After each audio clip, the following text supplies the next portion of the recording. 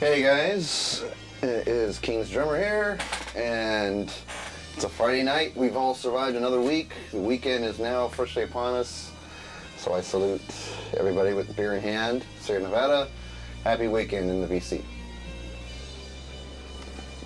Okay, Billy Creone started a Thread series, which he's calling Record of the Week, and every week he throws up a single album, talks about it, why he likes it, the stories and memories that come along with it.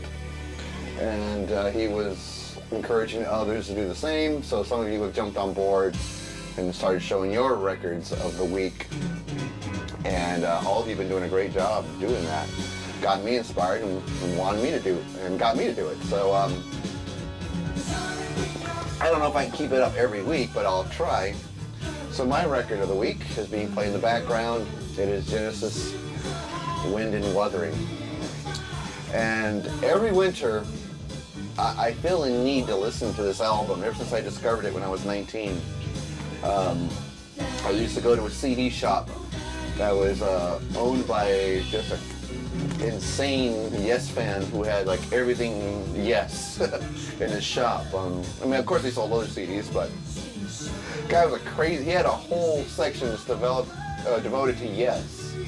The regular albums, bootlegs, rare, this and that, posters. Half the store was Yes, and then anyone who wasn't Yes was the other half. Well, I told him I was a Genesis fan, and he kept pushing this album on me because we were in the middle of winter at the time, many, many years ago, and says if you're a Genesis fan and it's wintertime, this is a perfect record to listen to. And he sold me the cassette, actually, which I still own, and it's floating around here somewhere. So I took it home. Like every Genesis record I hear for the first time, I'm not sure if I like it or not. And then over time, after I've invested my time into the music, it starts to pay off. You know, the songs get stuck in my head, and I love the tunes to death. And this album was more or less the same thing. Wasn't sure about it when I first heard it, but all the songs one by one started warming up to me. And I love this back picture. The picture on the back cover, I think, is really, really beautiful. And that just reminds me of winter. Every time I drive along in my delivery truck or anywhere around town during winter time, I see a bare tree with the birds flying around it. I automatically think, Wind and Wuthering. I go home and I have to listen to the record. And it always pays off. Without any debate, my favorite song on here is Blood on the Rooftops, which was co-written between Phil Collins and Steve Hackett.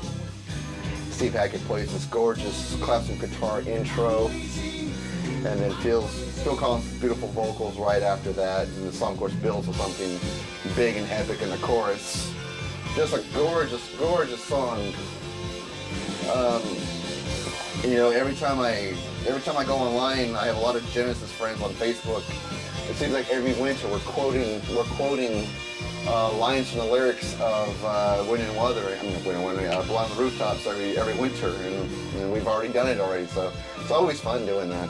Genesis fans always think alike, no matter what time of the year it is. And of course, another great song is the one we're hearing, 11th Earl of Mar. When I first got the bootleg of Genesis playing the Uptown Theater in Chicago in '78, I believe. I can't remember if it's on the vinyl bootleg, but it's definitely on the CD bootleg. They do a live version of this song, which blows this studio track away. And that's an amazing thing that Genesis had about them, is no matter how amazing their studio tracks are, you come and see them live, it's like they take these songs to a higher level than the studio track is, and the studio track's amazing. And of course the live version is beyond amazing, and this song was no exception. When I first heard on that CD bootleg, I was just blown away by how strong and powerful this song sounds live. And I remember at the time I didn't rate the studio track very high. It's just, they're an amazing band live. They play the music so well live. They really take it to a new level. The song One for the Vine is another great one. written by probably one of the better songs Tony Banks wrote for Genesis. That's a solo song of his that the band recorded, and so it's a song he wrote, and he's wrote a lot of great Genesis songs. But I think that one's my favorite that he wrote. It's a long song, and he throws a lot of different time signatures in it, but it's a gorgeous song with that nice, cool instrumental part in the middle, which I believe is either a 9/8 or 7/8. I really can't remember the time signature, but kind of tricky when you're hearing it. And that's the one thing about Genesis, is they can make odd time signatures sound so comfortable. And a lot of that has to do with Phil Collins, the way he plays. He's such a great drummer. My complaint about prog drummers is when they're playing something in an odd signature, it always sounds stiff. When he does it, it sounds natural and loose. And it actually has a swing to it or a pulse to it, and it sounds fantastic. And a good example of that is the odd time signature middle part in One for the Vines. Fantastic. Another song I really like on here is an instrumental called In That Quiet Earth. And the reason is, when I first saw Genesis in 1986, they do a medley of their oldest songs from the 70s, which starts with In the Cage. So once they start with In the Cage, they usually medley into other songs from the 70s era. And that particular tour, they did In That Quiet Earth. And it was a great version of it. I mean, I have bootlegs of it, many CD bootlegs of just that particular In the Cage medley in 1986. And when I saw the band for the first time in Oakland in 1986, they did that particular medley with In That Quiet Earth ending with the last couple of sections of Supper's Ready. And that, I've never had a song live, performed in front of me live, that blew me away the way that did. I was speechless after they did that. And when almost 20 years later, when I found the CD bootleg of it online, I literally almost cried my eyes out and was blown away again.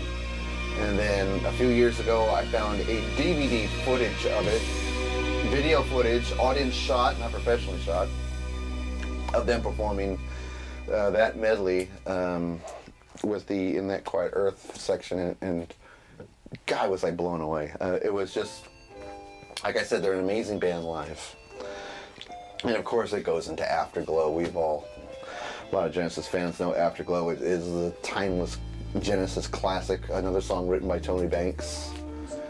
When they did the reunion tour in 2007, it was my first time seeing that song performed live before my very eyes.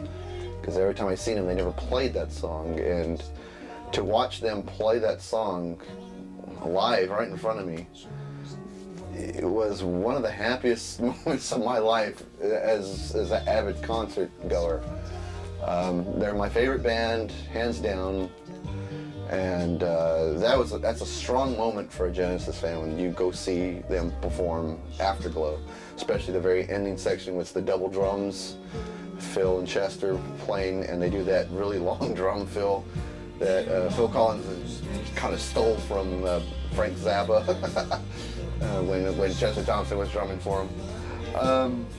It's a great moment, and I'm glad I finally got to see that moment. And hella high concert price for the ticket, but it was worth it just to see that moment and other things, of course. But it's such a great album.